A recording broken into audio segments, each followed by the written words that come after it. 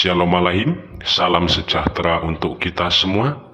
Selamat datang di channel Viva Katolika, channel yang membahas tentang hal-hal berkaitan dengan pandangan, opini, dan kehidupan iman Katolik. Sebelum masuk dalam pembahasan, admin mengajak Anda semua untuk subscribe, like, dan share, sehingga channel ini dapat berkembang dan terus memberikan informasi yang menarik.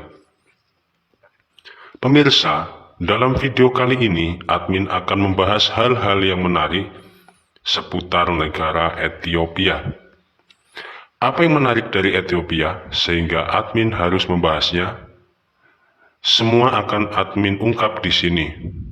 Untuk itu, admin berharap pemirsa semua tetap mengikuti pembahasan admin hingga selesai agar mendapatkan pemahaman yang jelas. Pemirsa, pada dekade 60 sampai 90-an, Ethiopia dikenal sebagai negara yang sangat miskin di Afrika. Angka harapan hidupnya hanya 54 tahun. 40% penduduknya buta huruf dan tidak kurang dari 12 juta penduduknya mengalami kelaparan kronis dan gizi buruk. Indeks pembangunan manusia berada di urutan 173 dari 186 negara di dunia. Wilayah Afrika yang didominasi gurun dengan curah hujan yang rendah menjadi alasan mengapa Ethiopia selalu mengalami kekeringan dan dianggap sebagai negara dengan ketahanan pangan yang sangat rendah. Akan tetapi memasuki tahun 2000, Ethiopia bangkit dari masa kekelamannya dan berjaya di bidang pertanian. Sejak tahun 2000, Ethiopia menunjukkan pemulihan ekonomi dengan pertumbuhan rata-rata 10% per tahun, serta menjadi negara adidaya pertanian dan ketahanan pangan urutan ke-12 di dunia, menurut Food Sustainable Index. Kini, Ethiopia bukan hanya mampu mandiri dalam ketahanan pangan, tetapi juga menjadi salah satu negara eksportir produk pertanian terbesar di dunia. Pemirsa, kemajuan besar-besaran Ethiopia dalam indeks pembangunan manusia dan ketahanan pangan tidak lepas dari peran Israel. Israel memiliki visi yang besar untuk membantu Ethiopia mengatasi kekeringan dan ketahanan pangan di Ethiopia. Melalui teknologi pertanian yang canggih, Israel mampu bekerja sama dengan pemerintah Ethiopia untuk mewujudkan visi besar mereka, menjadikan Ethiopia negara dengan ketahanan yang kuat. Lalu bagaimana Israel menyulap Ethiopia menjadi negara yang begitu berjaya di bidang pangan dan pertanian? Pemirsa, wilayah Israel yang tandus dan hubungan Israel dengan negara-negara tetangganya yang tidak harmonis memaksa Israel harus bertahan dengan segala cara. Sejak berdirinya, Israel sangat serius mengadakan riset-riset untuk kemajuan negaranya. Salah satunya adalah riset di bidang pertanian.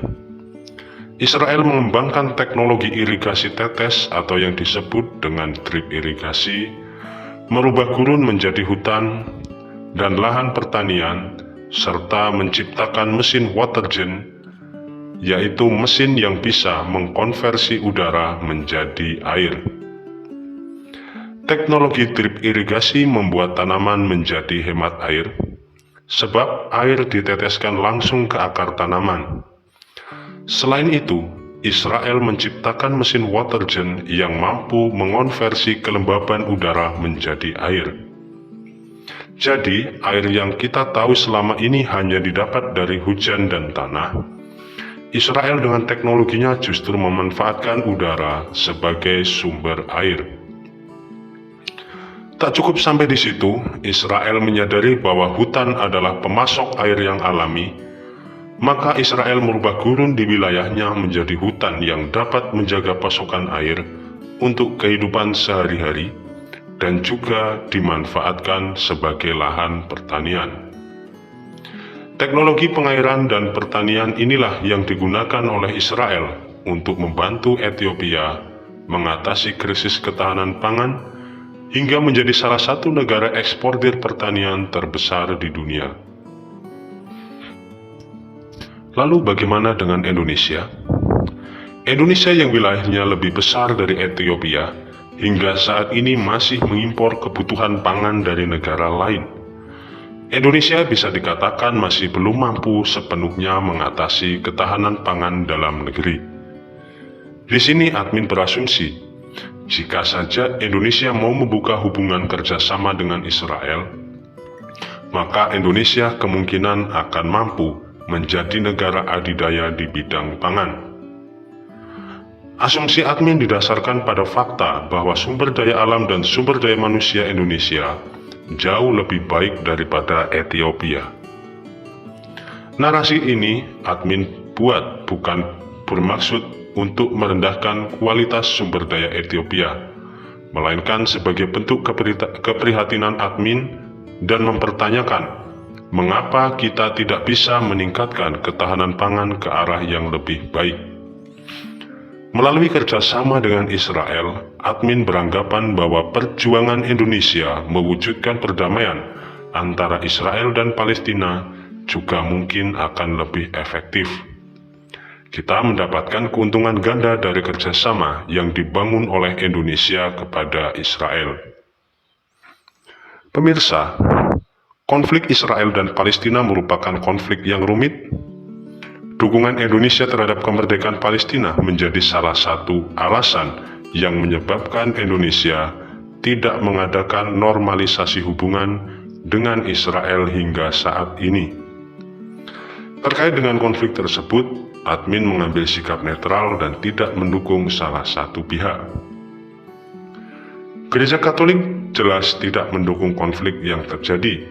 Bahkan Paus Fransiskus mengecam serangan bersenjata yang dilancarkan oleh Israel kepada Palestina.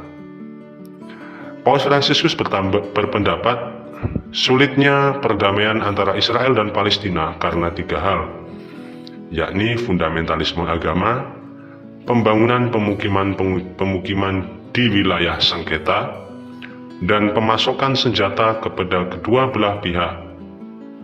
Bahkan Paus memberikan kecaman dengan berkata, "Bagaimana mungkin Anda bicara tentang perdamaian, sementara Anda diam-diam terus mensuplai senjata yang digunakan untuk saling bertikai?"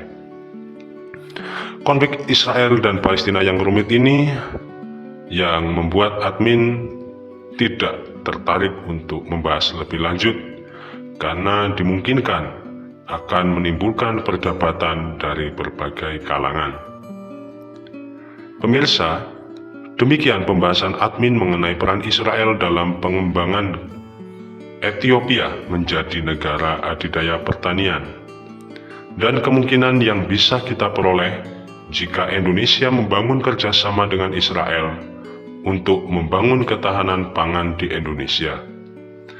Narasi yang admin buat di sini berasal dari pendapat pribadi yang tidak mewakili suara gereja secara umum.